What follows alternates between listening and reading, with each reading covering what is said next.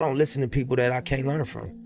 So I don't listen to interviews of artists that don't have no value in what they say. I don't listen to music from people that I can't get no game from. Are you the smartest one in your team? Definitely not. I might be the dumbest one.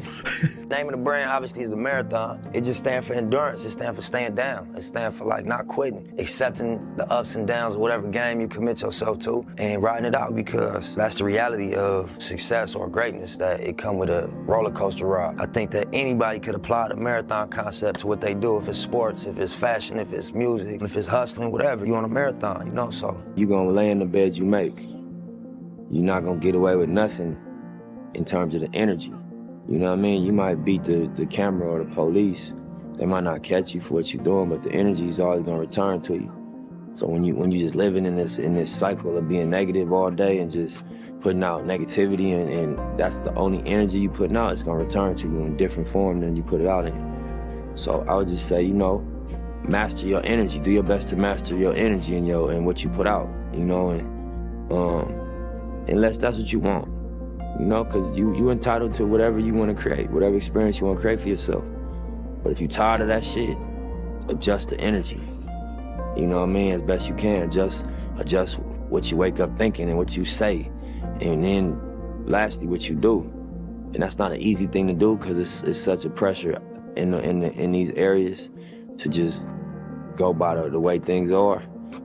But, you know, it's a lot of examples that you could look up to as young kids in the streets. You could look up to Kendrick Lamar. Not the words, forget what he's saying, just where he came from. I seen him, you could YouTube him freestyling in the Nicholson Garden Projects. You could look up to a Nip Hussle. You know, you could look up to a YG, you know what I mean? To a Top Dog, you know what I mean? To any one of these guys that came from this hopelessness. And you know, wiggle their way through it. You know what I mean? And you can reverse engineer what they did. You know, look at the steps, what happened. The most important thing, number one, is you gotta get rid of doubt. If you got doubt in what you're doing, it's not gonna work. You know what I'm saying? And the way to do that is you have a plan. Because if you got a plan, it's not like just a pipe dream. You have a step-by-step list of things to do to get to your goal. If you don't have that, it's very hard to really have faith in what you're doing. Because as soon as something pop up, it's gonna look like the end all. But if you got a game plan of everything you need to do, you know, one thing pop up, well, I still gotta do this, and that, so this ain't gonna stop me. You know what I'm saying? Another thing pop up, well, shit, I accomplished this 2 things. Since my last obstacle, I only got 3 more things to do. Let me keep pushing, fuck it. Pretty soon you attain your goal, and then you create another one. But without a game plan and without a strong sense of faith in what you're doing, it's gonna be real hard to accomplish anything. And I know, you know, it's a lot of obstacles out here. Family, baby mamas, the legal system, trouble with the law, you know, your homeboys being involved in a crab in the bucket syndrome, where, you know what I mean, you making moves and starting to make your way out, and people start trying to attach themselves to you and really become weight, you know what I'm saying, extra weight. And sometimes it's like kamikaze, they blow themselves up trying to stop you.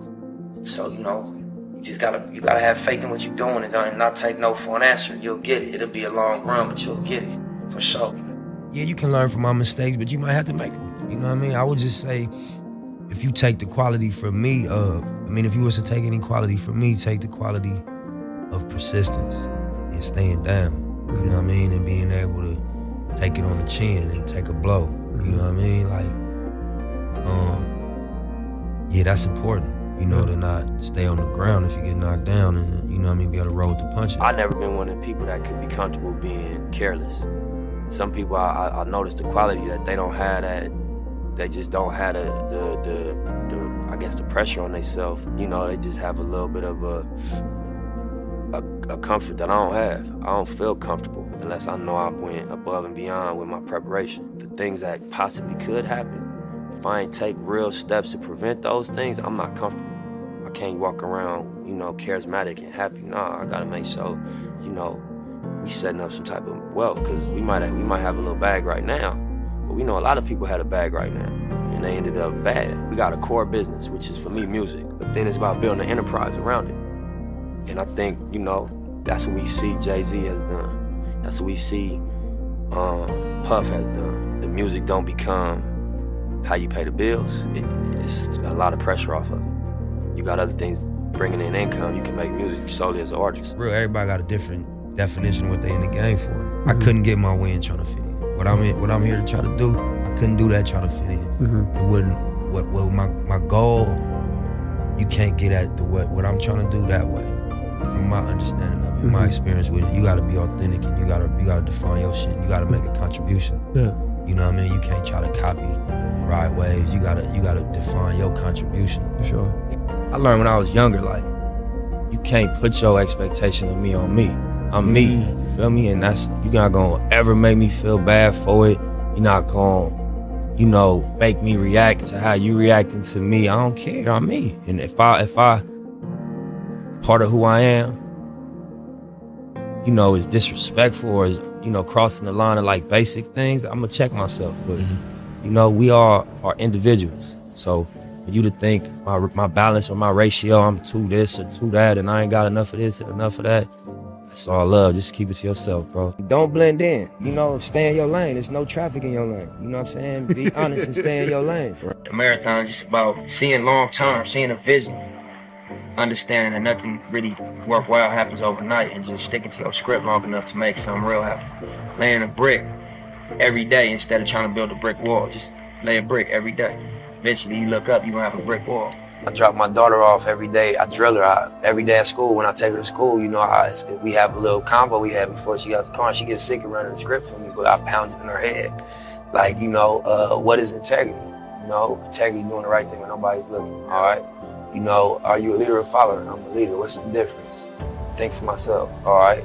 Do you have confidence? Yes. What's confidence? Believe in myself. That's our script every morning. And regardless if she can really embrace those ideas right now, when she get older and do an evaluation of what the message that I wanted her to receive direct, she's not gonna forget that that's what my dad thought was really important. It was the integrity, the leadership, and the confidence. There's no one answer to how you change the hood or change the reality of what goes on. But what you gotta think about is when you don't have resources, you in survival mode. So being in survival mode automatically rules out a lot of things because you don't care about morality, because you don't experience morality. You experience, the need to survive. You don't experience, fairness. You don't experience planning for the future. You just experience my ribs touching. You know what I mean? And it's better me than you. And, it's a survival instinct that kick in. So I think once you get out of the survival mode, your morals come back closer to your daily decision making. You start thinking about what's right, what do I believe in. But until you get out of survival mode, you ain't got time to be worrying about right and wrong. You worrying about bottom line. You know what I mean? By any means necessary. So I think that economics is the answer. Empowering people economically is how you really, really impact. But I don't know if it's about dropping a bag of money in the hood. I think it's about impacting culture in a way that, the mentality changes. I think you get people out of survival mode, they start thinking different. I did, when I figured out, how to get myself out of the situation. My approach to life and people was different. I wasn't so angry. I didn't have my guard up. I wasn't so aggressive. I wasn't so, expecting, if you ain't helping me, fuck you. That wasn't the mentality no more. And I can't blame nobody, that's thinking about how they gonna pay their rent or going through not having food at the house, being young and having to go outside to hustle to feed themselves with school clothes. That's gonna change people. That's gonna make you feel away.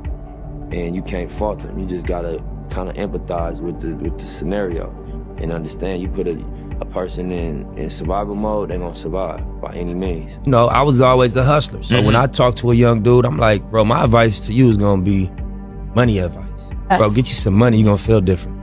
All that other advice I could've gave you, this the short version. Get you a couple dollars, man, you're gonna feel different. I be juggling. You know what I'm saying? I juggle a lot. I play a lot of positions. You know what I mean? So,